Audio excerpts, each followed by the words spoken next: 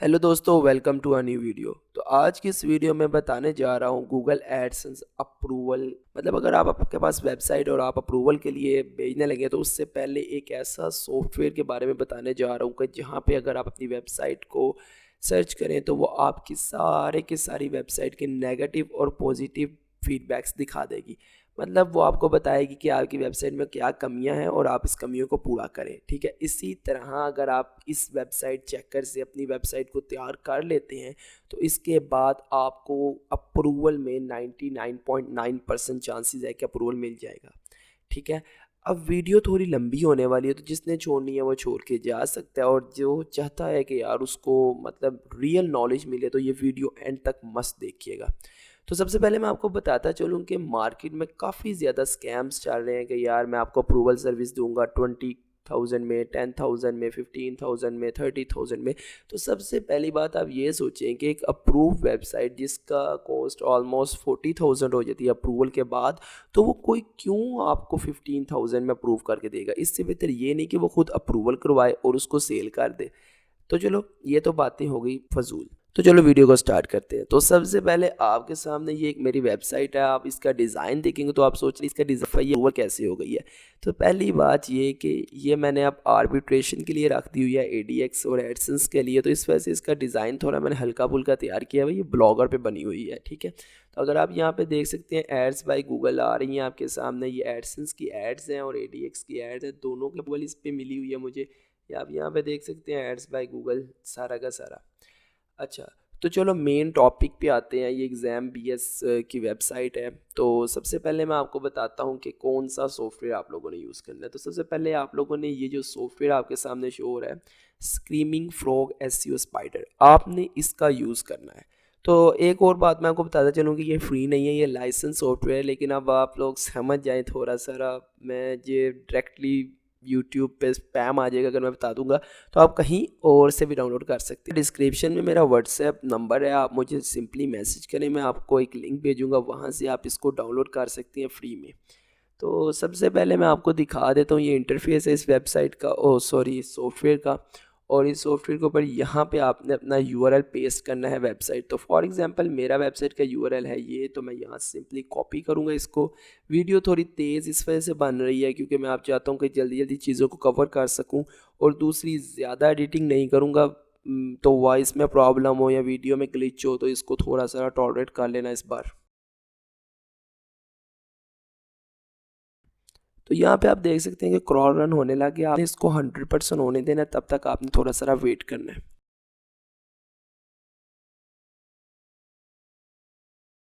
तो चलें, अभी 84% हो गए, हम साथ साथ देखते हैं कि हमारी वेबसाइट को कौन कौन से इश्यूज़ हैं।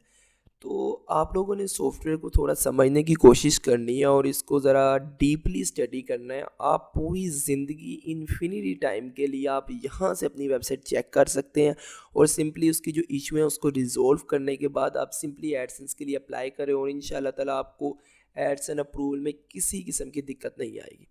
तो यहाँ पे 4 टाइप के फ़िल्टर्स लगे हुए हैं। पहला है इश्यूज़, जो कि आपकी वेबसाइट के मेन इश्यूज़ हैं, यानी जो मसले हैं आपकी वेबसाइट में। ठीक है, उसके बाद आपको वार्निंग्स का लेबल मिलता है, और इसके बाद अपॉर्चुनिटीज़ का मिलता है। इसका मतलब क्या है कि इश्यूज़ में मतलब ये है कि इसको आप सोल्व करें, ये ज़्यादा हाई अलर्ट पे है।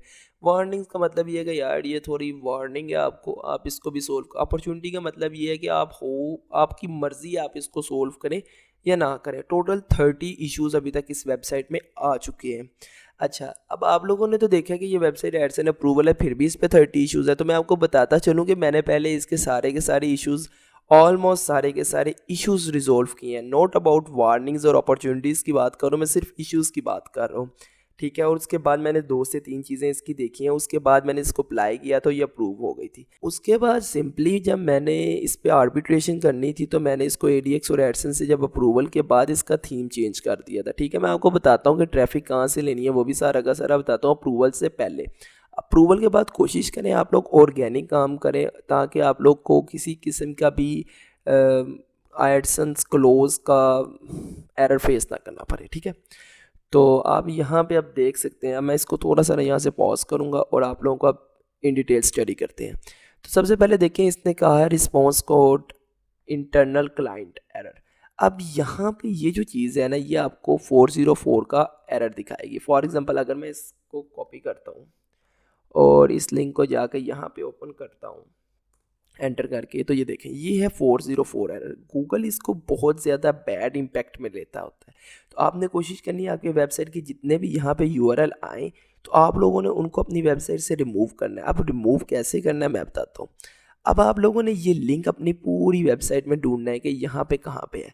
तो ये देखें यहाँ पे था जी ये लिंक जो 404 का एरर दे रहा था। आपने जाकर सिंपली यहाँ से इसको रिमूव करना है और इसमें आप लोगों ने अपने मेन मेन्यूज़ में देखना है, साइड बार्स में देखना है, कहीं ना कहीं ये जो लिंक्स हैं आप लोगों ने लगाए होंगे, ठीक है, इसी वजह से वो इसका एरर दे रहा है। अच्छा H1 मिसिंग ये मेन वेबसाइट के लिंक पे क्यों दिखा रहा है मैं बता देता हूँ। असल में ये वेबसाइट बनी है ब्लॉगर पे, और ब्लॉगर पे H1 का लोगो अगर आप लगा लेते हैं तो H1 का एरर आता ही आता है, और अगर आपका लोगो नहीं लगाया हुआ तो फिर H1 का एरर नहीं आता। तो आपने देखा कि दोस्तों सिर्फ 2 इश्यूज़ हैं, वो भी मतलब मीडियम पे। ये वाला तो मीडियम पे था लेकिन हाई प्रायोरिटी इशू था। तो इसमें 3 एरर्स थे, वही कि मैंने ये पेजेस 404 का एरर दिखा रहे हैं, और ये मैंने मतलब ब्रोकन लिंक हो सकते हैं, ठीक है, एरर हो सकते हैं और कुछ भी हो सकता है। तो ब्रोकन लिंक आप लोगों ने कभी नहीं लगाने। ये मस्ट आपने श्योर करना कि आपकी पूरी वेबसाइट में कोई ऐसा मेन्यू ना लगा हो जो कहीं भी रीडायरेक्ट ना करता हो। उसके बाद अगर आप वार्निंग्स वाले पोर्शन में जाते हैं तो इधर मल्टीपल H1 मल्टीपल है। अब मैं बताता हूँ ये भी क्या चीज़ है। इसके बाद अच्छा आप लोगों को एक किस सॉफ्टवेयर की अच्छी चीज़ बताता हूँ, ये देखें डिस्क्रिप्शन में वो आपको पूरा का पूरा एरर बताएगा कि एरर क्या है, और फिक्स करने का भी तरीका बताएगा, ठीक है।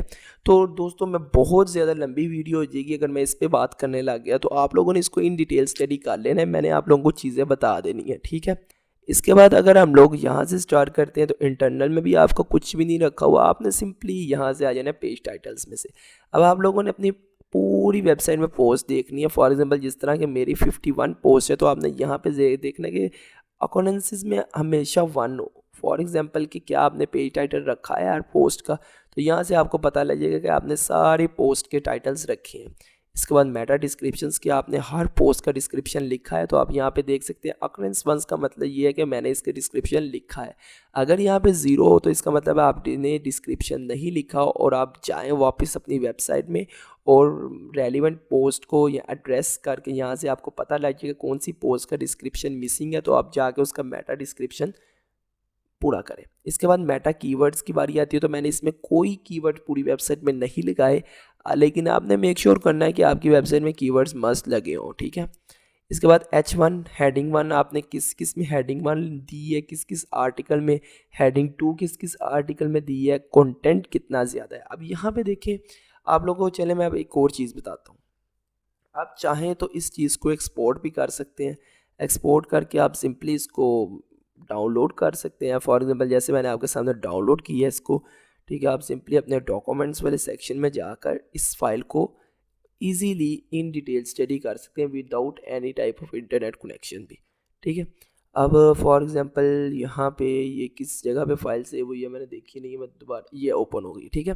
तो अब ये देखें कि उसने हमें एड्रेस बताया है कि आपकी वेबसाइट का फलाना यूआरएल है, और उसके वर्ड काउंट इतने हैं, सेंटेंसेस इतने हैं, और एवरेज विथ इतनी है। उसके बाद मैं अब इस सॉफ्टवेयर को बंद यहाँ सॉरी मैं एक्सेल को बंद करता हूँ और सॉफ्टवेयर की तरफ चलते हैं।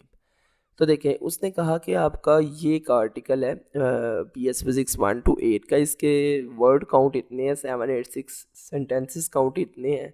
इसके बाद एवरेज वर्ड पर सेंटेंस 5.28। अच्छा अब ये जो चीज़ है ना, ये मज़ेदार चीज़ है, ठीक है।